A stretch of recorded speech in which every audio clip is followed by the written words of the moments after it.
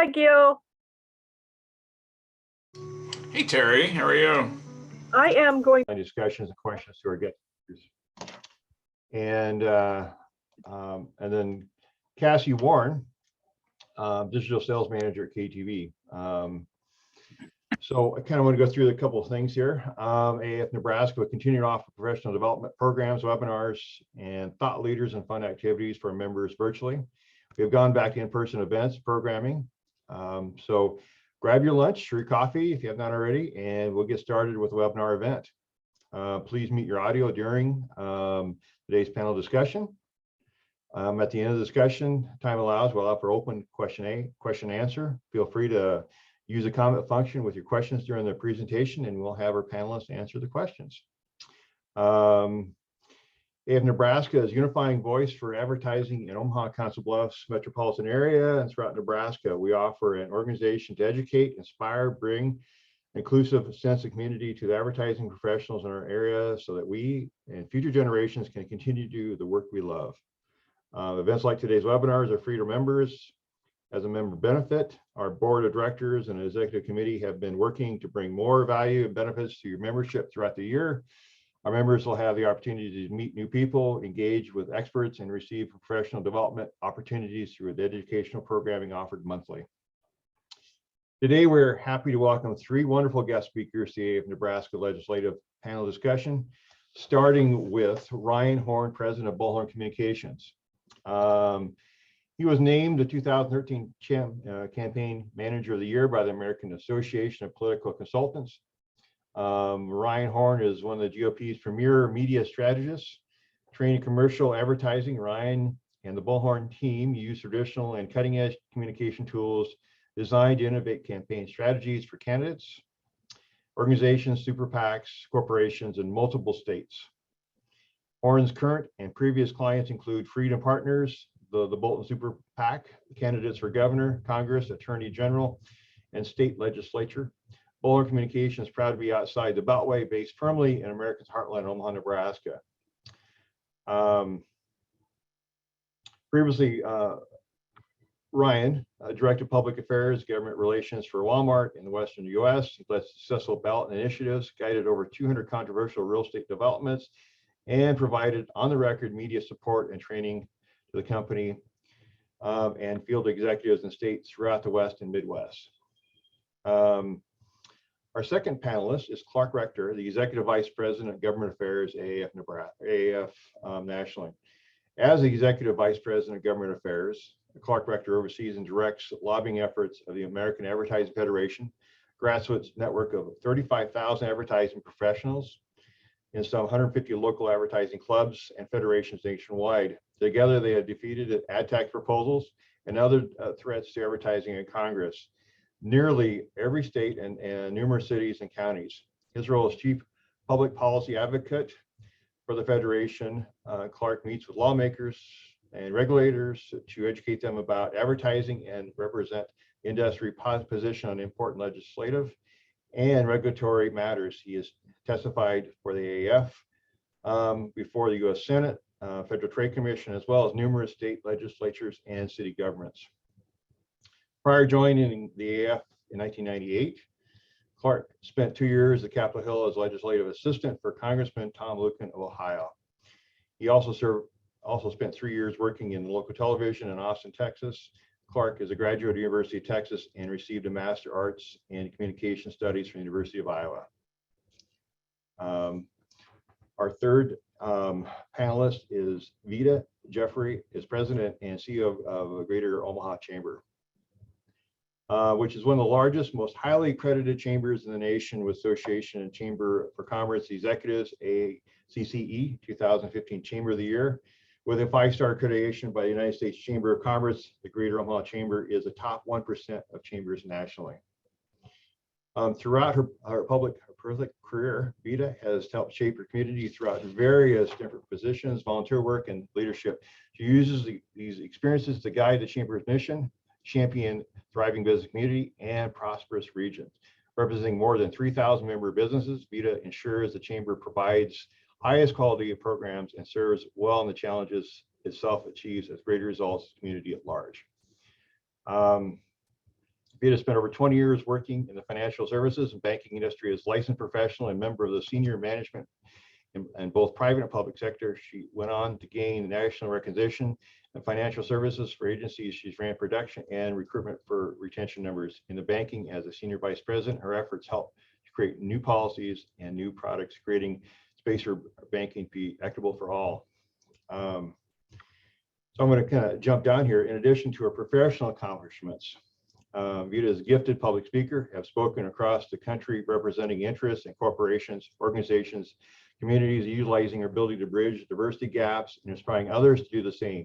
She is passionate about growing businesses of all sizes, strengthening, building economic, strong communities throughout workforce development, and helping families build generational legacies.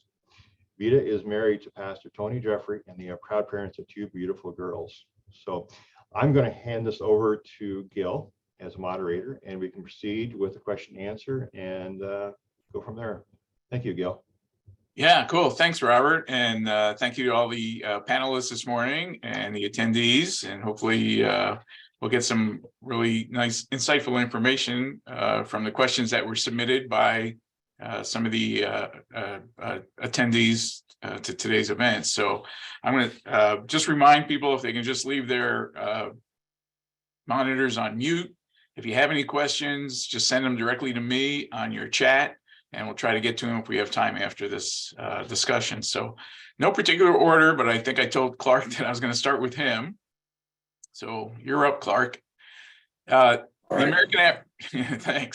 The American Advertising Federation is in favor of a national privacy standard and does not support individual state legislation for privacy standards. Please explain what the national privacy standard is and why states are trying to pass their own version of the standard rather than working together to create verbiage for a national standard.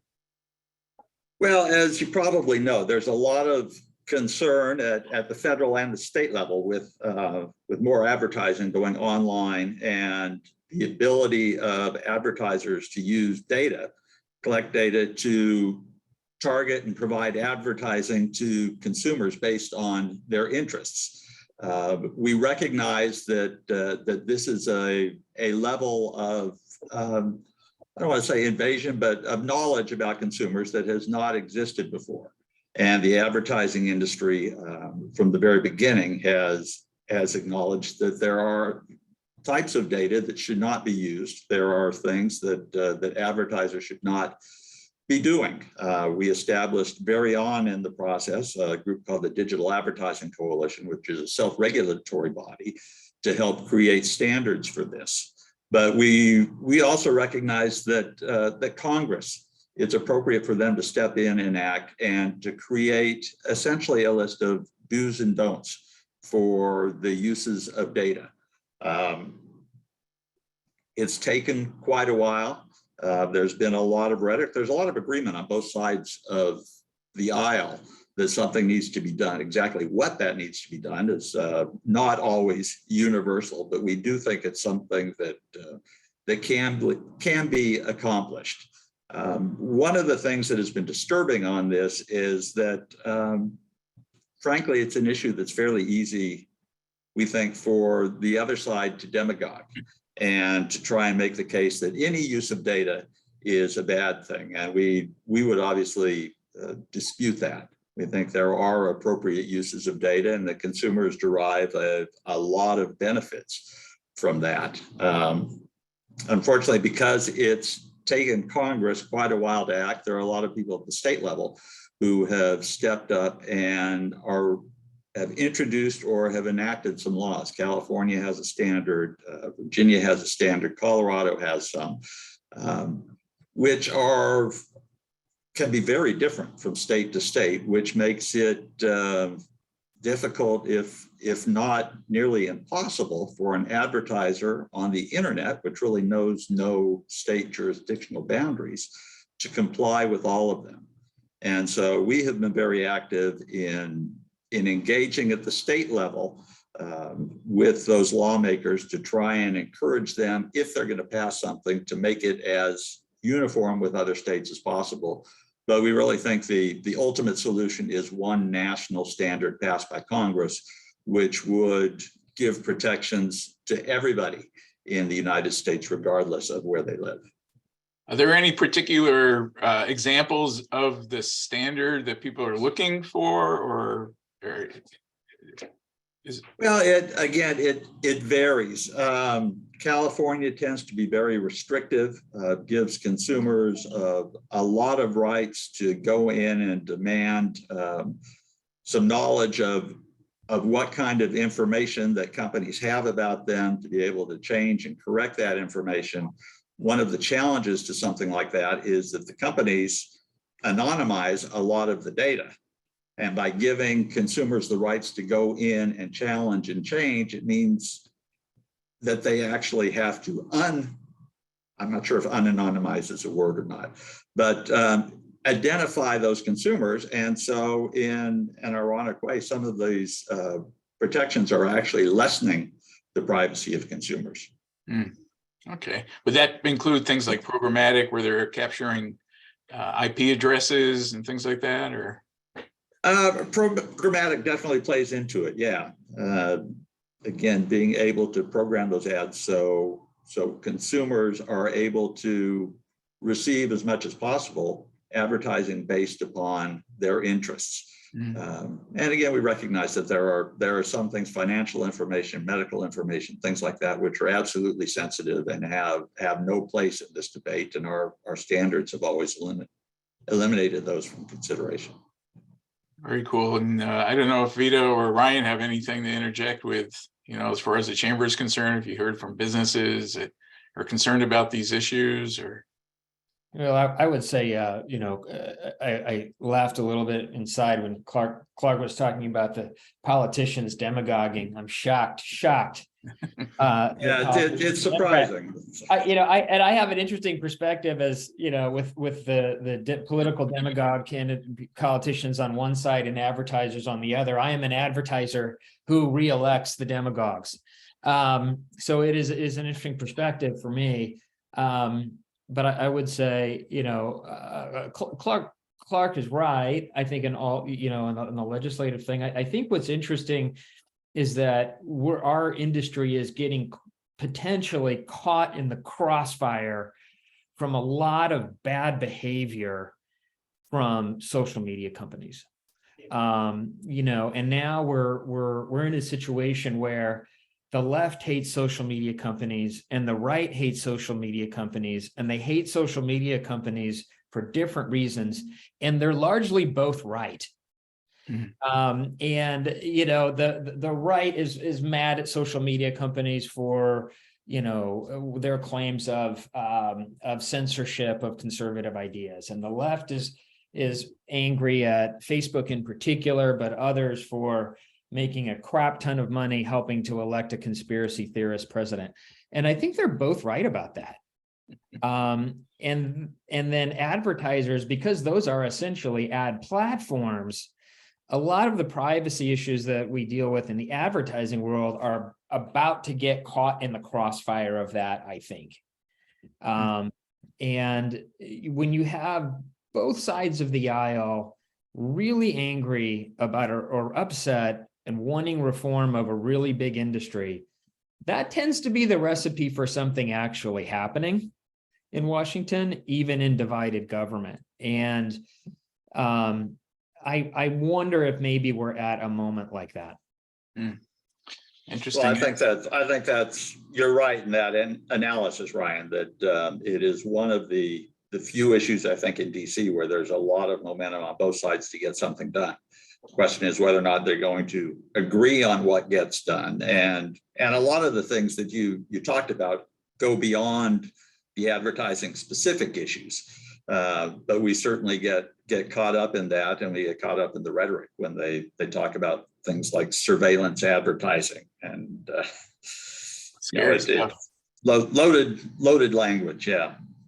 So we're going to change. Thank you for your insight on that particular topic. We're going to change the topic a little bit here for you, Clark. Talking about taxes. I know I asked Veta at a recent meeting with the Global Travel Association about taxes, and I feel bad because I put her on the spot, but we're going to put Clark on the spot here. What states, if any, are considering enacting an advertising tax in 2023? In our pre-meeting last week or a few days ago, you mentioned that New Mexico and their tax. Can you explain how that works, and maybe expand on the original question if there are any other states considering an advertising tax?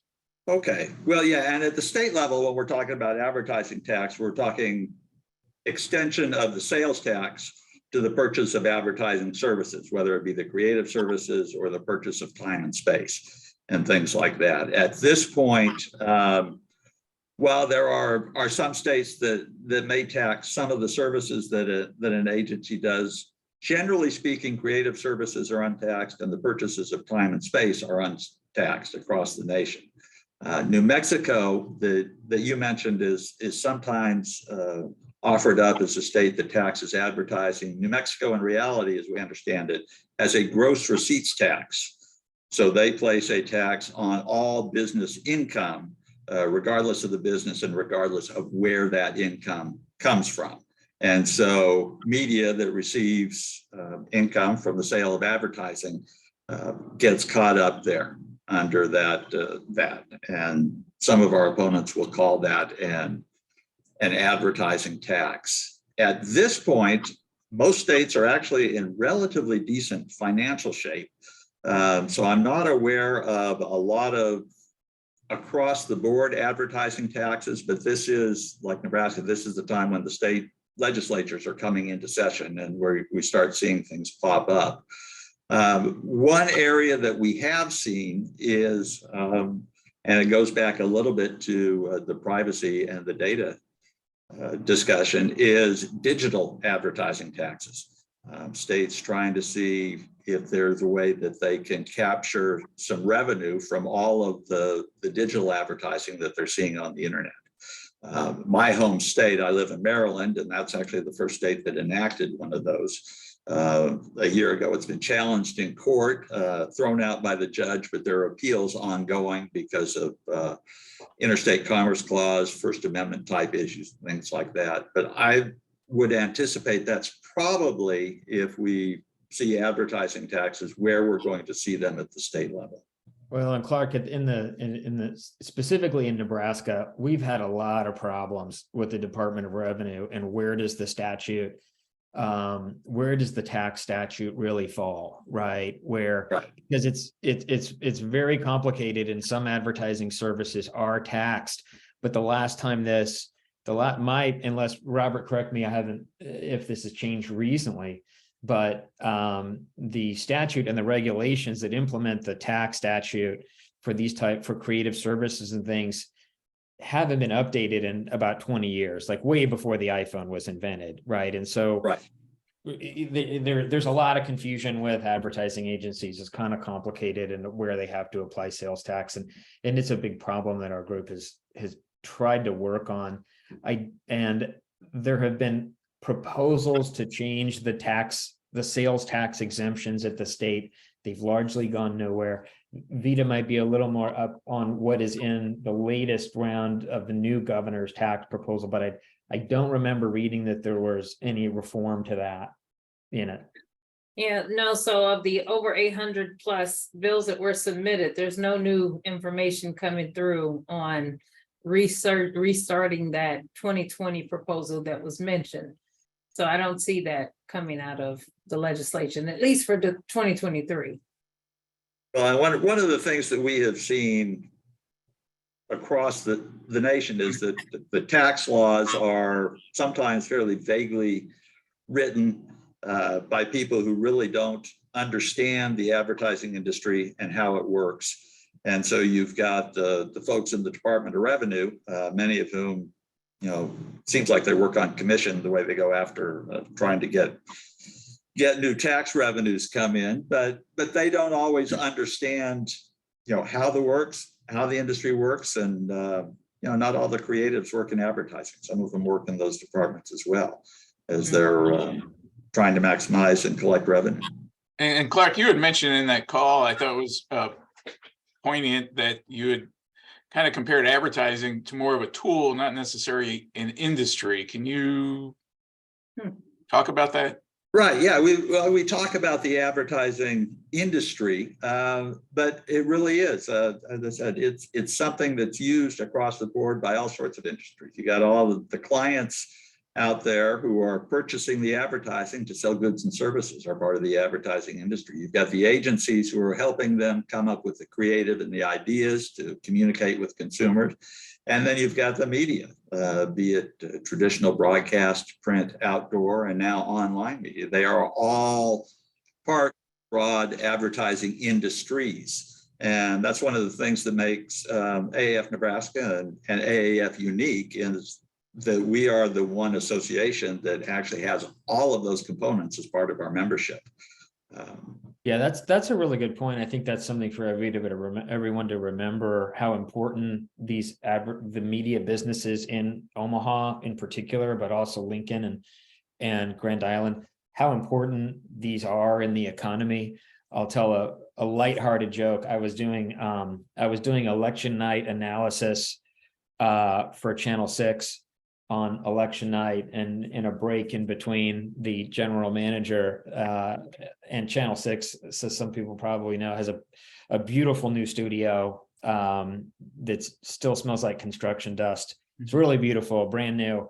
And the general manager told me that, yeah, Donald Trump built this place. Right. Vernon told you that?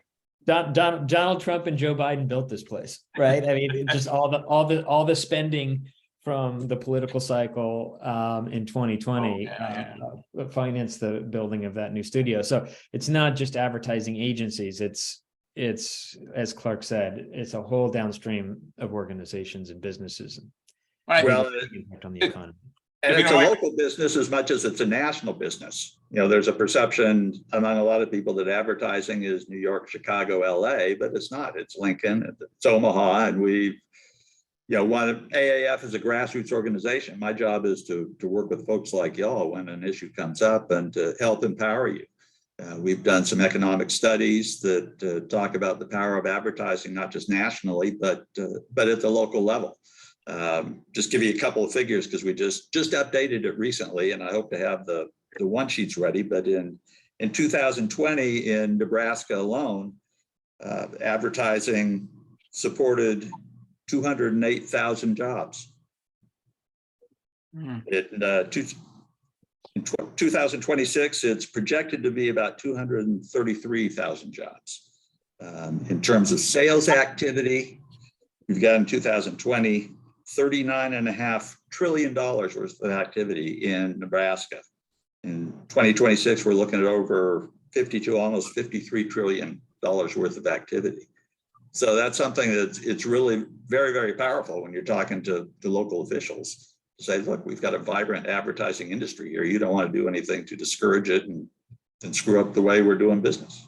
I think you had brought up also kind of compared the fact that advertising encourages people to go shopping, which increases the tax revenue, correct? Right. Yeah. Advertising by, fueling the economy, fuels jobs, it fuels sales and all sorts of things that increase tax revenues in other areas. You depress advertising and it's shown, those other things are going to go down as well. And I'd be the first to say, when you look at what's on the hearts and minds of some of our top key companies and corporations, attracting and retaining talent is something that comes through in those numbers that you quote, Clark. And how do we make certain that as the industries are growing, that we are showing the needs effectively through that talent, that 208,000 that you spoke of that's grown, and the 35.5 trillion that's grown. We've got to be able to make certain we're showing those numbers and connecting those dots as we're bringing people here. So absolutely. Very cool. Well, thank you, Clark, for some very insightful information there. We're going to move on to Ryan, as long as we're talking about advertising. Ryan, how has political advertising and public affairs changed in the last several years? Well, I think there's a couple ways. I mean, one will be very familiar to everybody on here who does commercial advertising because it's the same, and that is how people get media and entertainment into their, largely, we're talking about in-home advertising. How do they get that entertainment into their house or in front of them? And so we see two really big changes from the media perspective. Obviously, one is the move to streaming services and streaming television. The other big change that we see that I think affects political a lot is the combination and balance of devices on which they watch this video entertainment, right? And so we see people watch, starting the Formula One race on their big screen television, and then they realize they need to run to the grocery store. And so they're in the grocery store, but they've got the Formula One race playing on their phone. To pick one example at random that might or might not have occurred in my life on a fairly regular basis.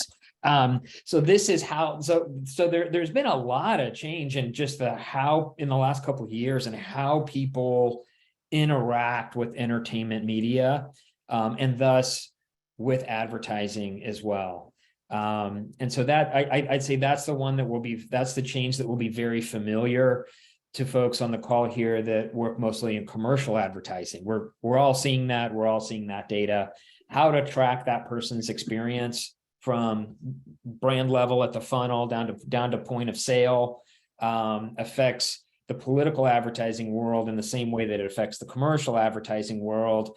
We're trying to get, instead of down to point of sale, the way we close the sale is to get someone to fill out a mail-in ballot for the person that we want and send it in, right? That's the sale. But some of those concepts are the same. The big difference in political advertising that I think is really unique to the industry is just that on a political, purely campaign, the nature of the coalitions are changing very, very quickly. Relatively speaking, we had really from the mid 80s up through 2014, 15, we had a really pretty stable set of coalitions, right? And some years you'd have the center-right coalition would win, and some years the center-left coalition would win, and you'd have little kind of flops back and forth. Suburban mothers would maybe tip a little over to the Democrats one year, and then they don't like the big tax increases that they proposed, and so then they kind of swing a little bit back to the Republicans. What we saw, and I think it was really Trump is the emblem for it, but I think it started a little before that, is a real reordering of the coalitions. And so that the Republican coalition now is a whiter, older, more working class coalition, in the way that the Democrat Party used to have a lot of these blue collar labor union, trade union type of workers were part of their coalition.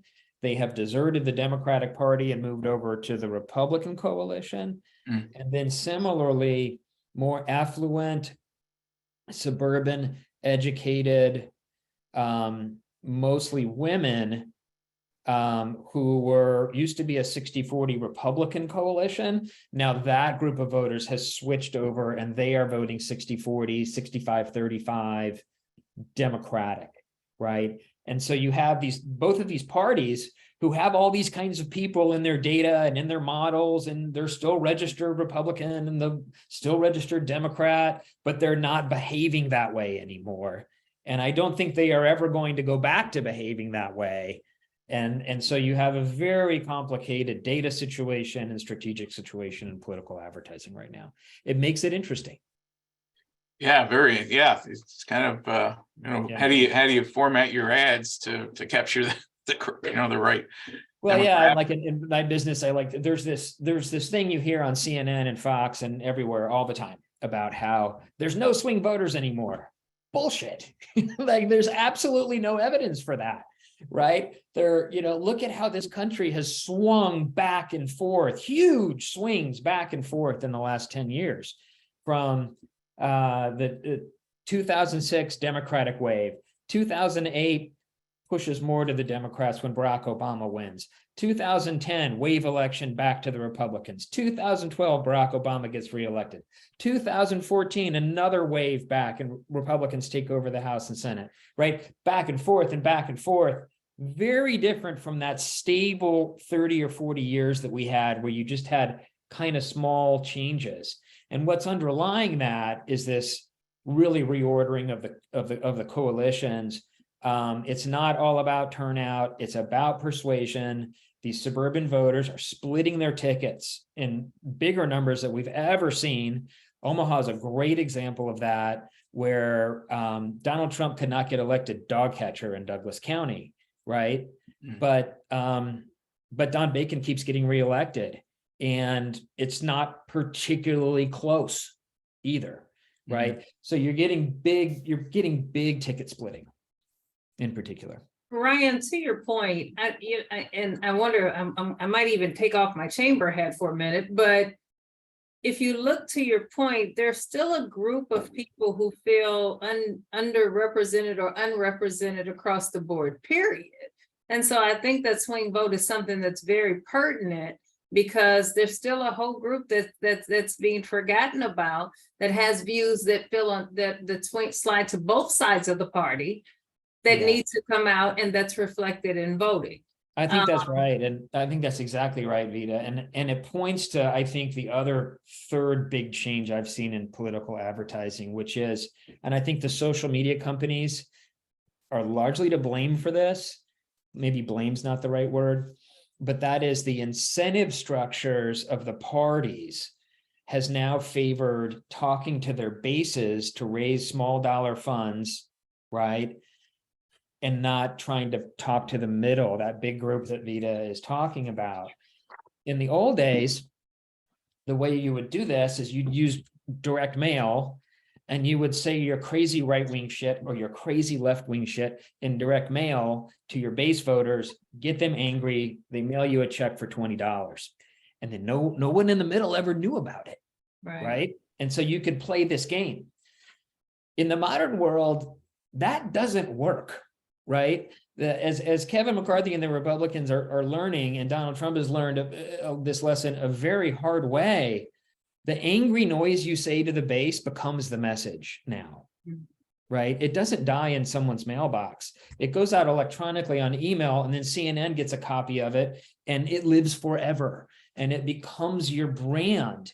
And so as a result, the Democrats have this very woke, defund the police brand. The Republicans have this insurrectionist brand, this crazy, unstable, conspiracy theory-driven brand. Neither one of those are really accurate for most of the people in those parties, but they keep playing to those bases for financing reasons, right?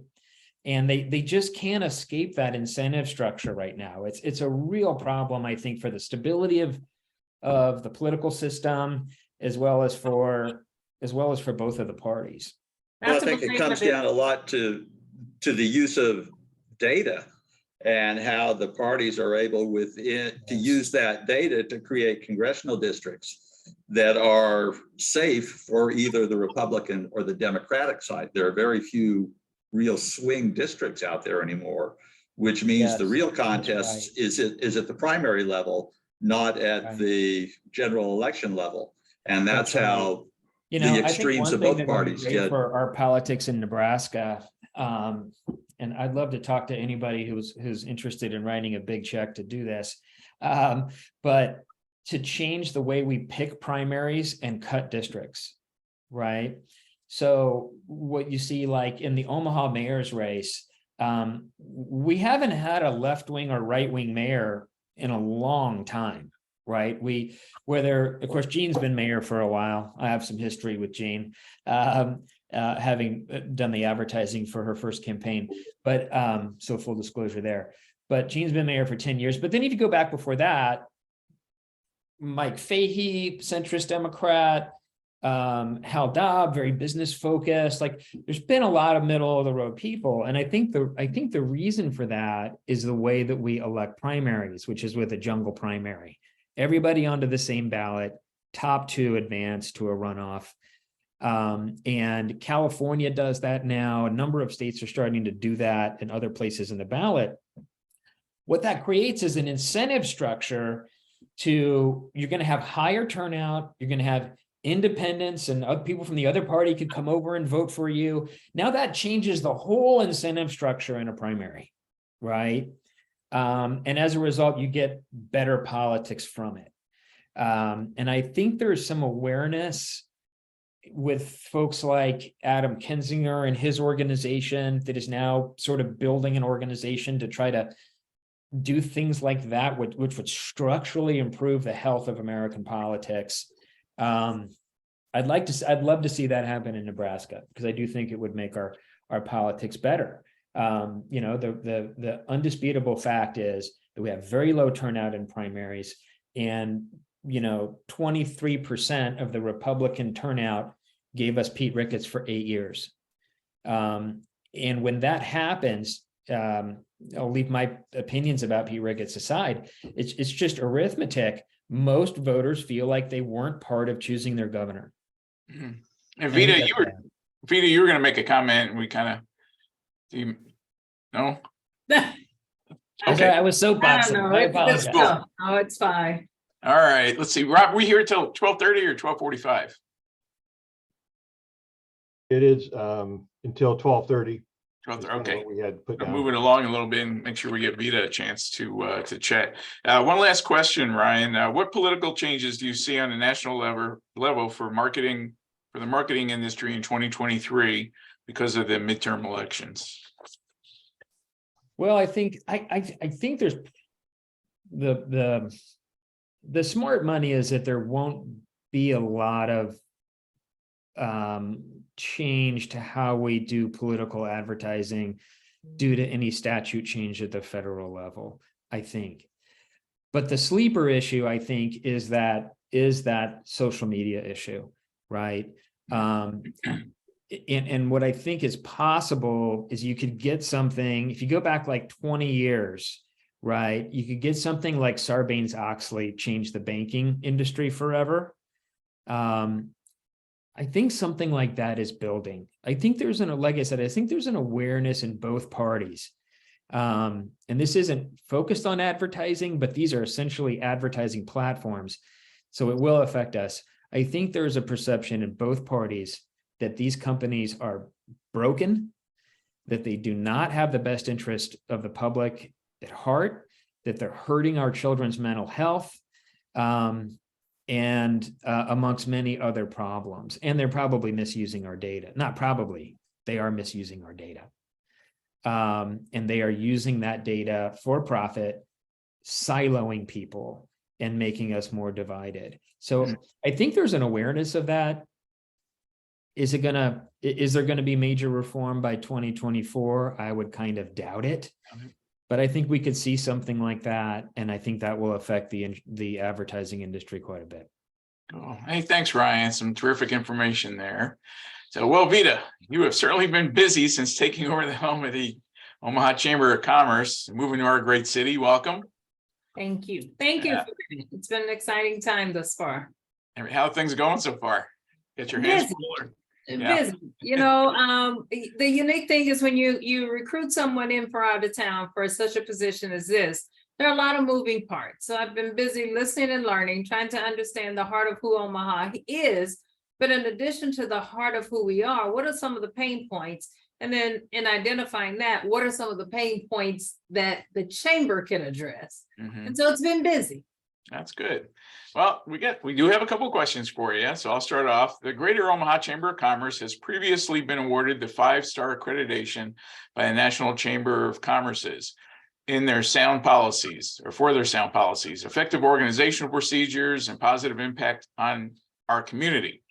What are your goals and initiatives to continue the excellence for the Greater Omaha Chamber of Commerce going further? That's a great question. And my predecessor, David Brown, did a phenomenal job at lining the chamber up nationally to where we have that honor bestowed upon us. And it absolutely is imperative that we continue those same points. And so I think the biggest thing would be us adding to just making certain that we understand who our members are and how might we serve our members. When I'm sitting down with our CEOs, for example, of the 7 key top 1,000 Fortune companies that we have here, I'm listening to what is it that's bothering them? You know, in spite of the fact that their businesses at this point run like a well-oiled machine, you know, if I'm talking to a Lance Fritz, what are some of the things that your team's challenged with, or some of the things that you'd like to see happen? And how can we as a chamber serve you and help change that? I've gotten some great points in talking to those in all sizes of the organizations here. And from that, we've kind of built out our key tenets of helping to create opportunities for our businesses locally, regionally, and nationally. But in addition to helping to create opportunities, how might we play a key role in helping to attract and retain talent? You know, one thing that I've talked about just in using my own experience is that when I came to Omaha, I came with a husband and a 12-year-old daughter. And it just made it so eminently clear that in the retention of talent, we can actually play a role in making certain that the individuals coming along with those that we're bringing here land softly also. And so the chamber's going to spend this year making sure we can lay out a foundation as to how to make sure everyone that comes to our city lands well. But those are the pieces of what I've been doing and what I'm looking to do. I just want to make certain that we're focused on moving the economic needle collectively for our community and growing Omaha and the region around us. That's an interesting insight in there, and it's interesting that you picked Lance as an example for that, as opposed to maybe James from Mutual of Omaha, where they have a significant more employee base. And it seems like, you know, with Lance, he's dealing with not only just Omaha itself, but obviously labor unions throughout the entire nation that are threatening rail traffic right now. So. And to that point, a company like a UP, as you mentioned, that are in all the other states that we have around the country, or a Warner Trucking, for example, we are fortunate to have great companies that are headquartered just like Mutual, and their major decision that they've made to relocate here in town into downtown. But when you operate in so many cities around the country, we've got to know that those cities are actively recruiting those companies to move their headquarters to those towns. Mm-hmm. And that means that it's incumbent upon us to do a good job of making sure we're retaining them, just like others are looking to attract them to their areas. So. Cool. Thank you. So in 2020, Nebraska legislators tried to expand the scope of the state's sales tax to include gross receipts from digital advertising, and Clark touched on that earlier, I believe. It failed to pass, but it could be brought back again in future sessions. What is the Omaha Chamber's view on expanding the definition of taxable gross receipts to include retail sales of digital advertising? Yeah, so absolutely. So we in the past have made certain, and we will go forward, we're not supporting any new taxes in these areas, especially in the areas that you spoke of. And I mentioned earlier that in looking at the 2023 bills that were submitted, we don't show any that are speaking to that for this year. You know, if there comes up something again in 2024, then we'll work together collectively, you know, to form how we move forward with that. But one thing I am impressed about, however, with our lobbyists and how we work together collectively with Lincoln is, in addition to that, throughout the year, we're having great conversations intentionally about those types of things, because I mentioned that one of the biggest concerns we have is attraction and retention of talent, and tax issues quite naturally come up all the time. And so what you'll see for 23 is continuing those conversations with the hope that that type of bill doesn't get presented, and this won't have to be a conversation that we'll have to have. And it seems like the new governor is focused on cutting taxes, you know, and he's going to have to make up that revenue somewhere though, or figure some spending issue out. Have you had any conversations with Governor Pillen on those issues? Yeah, we've had some beginning conversations and we're quite naturally supportive of the package that he's submitting. Making that up right now, he feels comfortable where he is and where his budget is standing. And as other ideas are presented, then we'll continue to engage in conversation to offer our thoughts along those lines as well.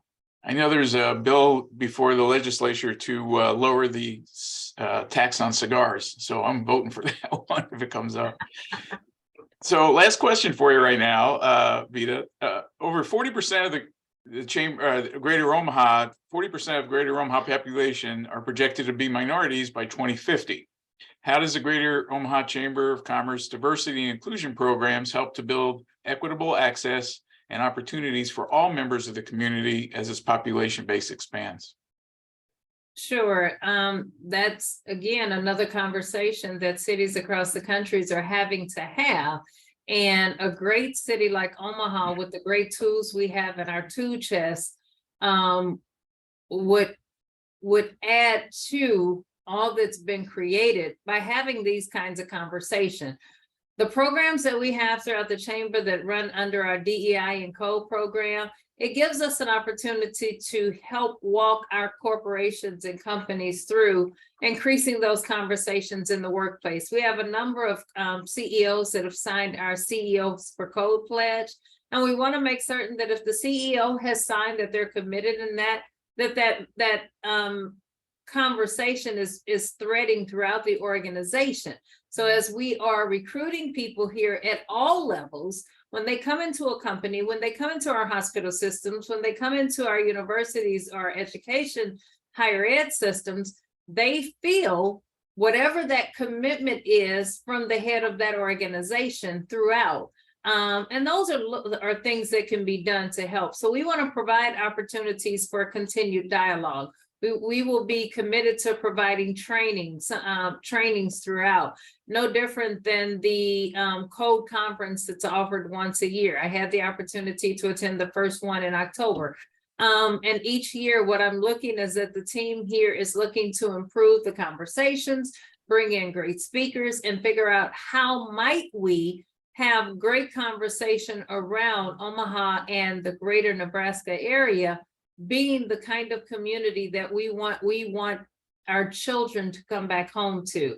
Last thought on that, I think those of us that have children are committed to recognizing that we're raising our children to be able to bring all the wonderful assets that we instill in them. And when they get that hankering to take those talents to other cities, we're okay with that initially, but we want to create a home that they're committed to bringing those talents back home so that when grandchildren come, we can love on them without having to get those flights to other places and grow the community that raised them as well. And I think that if we work on that collectively, then that's something that years from now, we'll be able to look and feel like this is a place where our children are even excited to be able to come back and call home as well. You know, back in the early 80s, North Carolina went through this brain drain.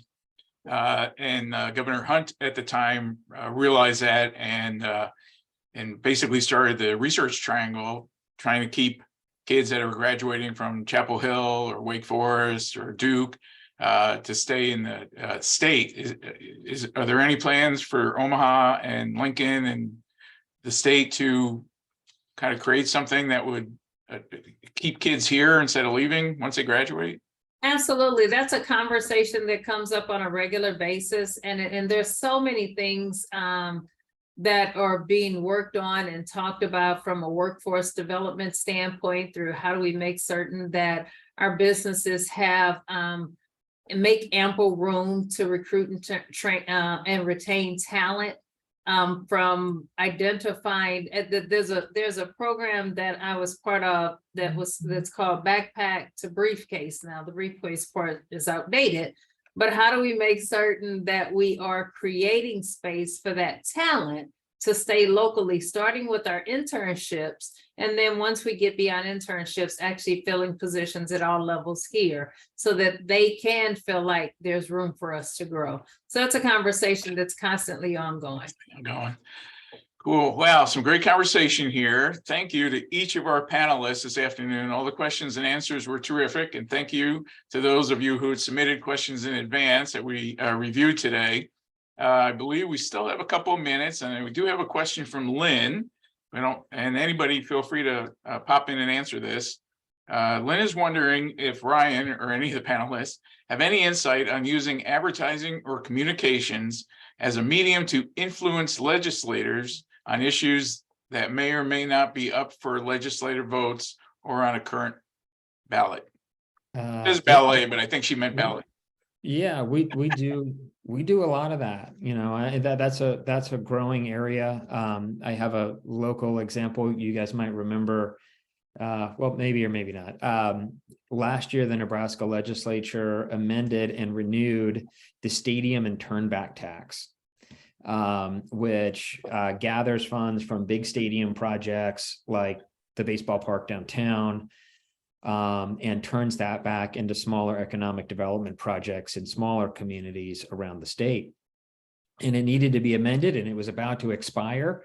And a small community was working to try to lobby the legislature to get it to pass, and they hired us to present their case in a compelling advertising fashion, and in a way that was not designed to raise brand or influence the general public. Rather, it was designed to target a handful of senators and the staff and influencers in the Capitol building.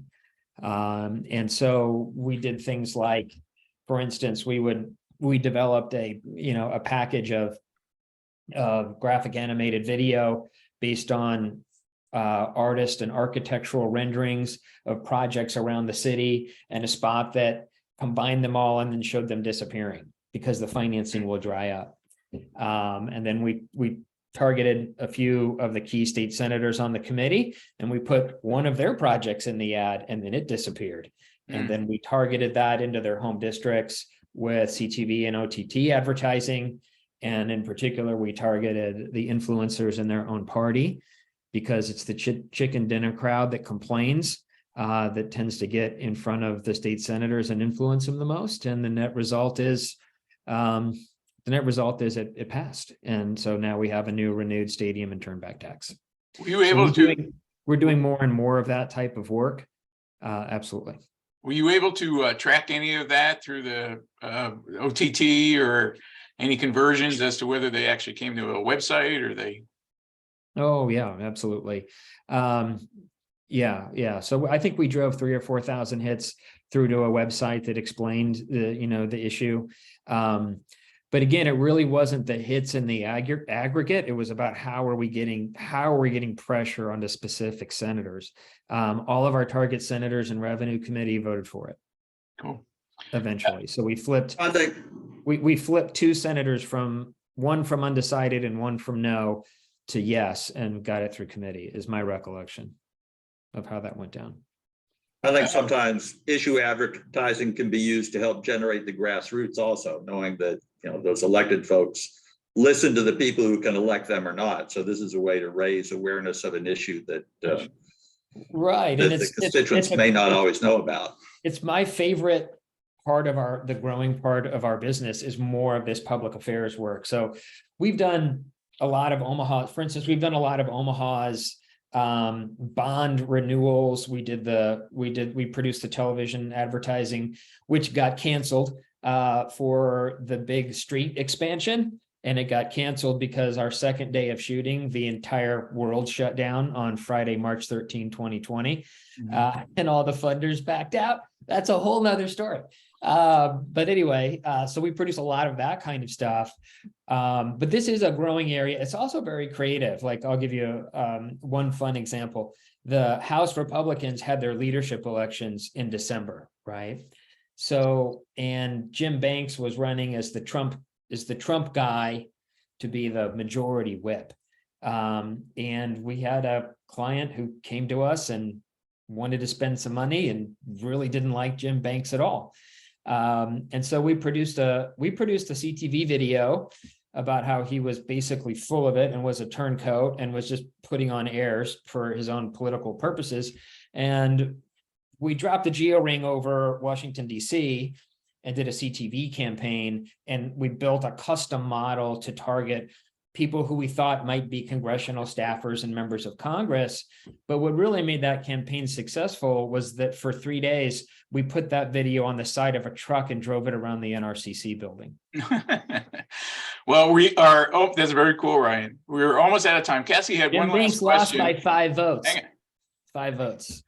Cassie had one last question. If we want to stay up to date on legislative issues that are impacting our businesses, where should we be going or looking? And somebody can answer that. But I am going to thank, probably got about 30 seconds. I'm going to thank our panelists again for a great conversation. Thank the organizing legislative issue organized committee and Rob and Terry for putting this together today, and have a safe and warm rest of your week. But somebody wants to pick up that last question? You can go to the chamber website. We try to keep issues that deal with the policies around those legislative issues on the website. AAF has the website. We have a newsletter that you can sign up to receive. And since we're in advertising, I'd like to do an advertisement. You can come to Washington, D.C. on March the 23rd to attend our Day on the Hill. You'll be educated on all the issues and get a chance to meet with your representatives here on Capitol Hill. Cool. Well, thank you all again. Veta, again, welcome to Omaha. It's great to have you here. And Ryan and Clark, thanks for joining us this afternoon, and for everybody that participated. So I guess we're out. Thank you. Thank you very much. Thank you for your great Thank you. participation. Thank you.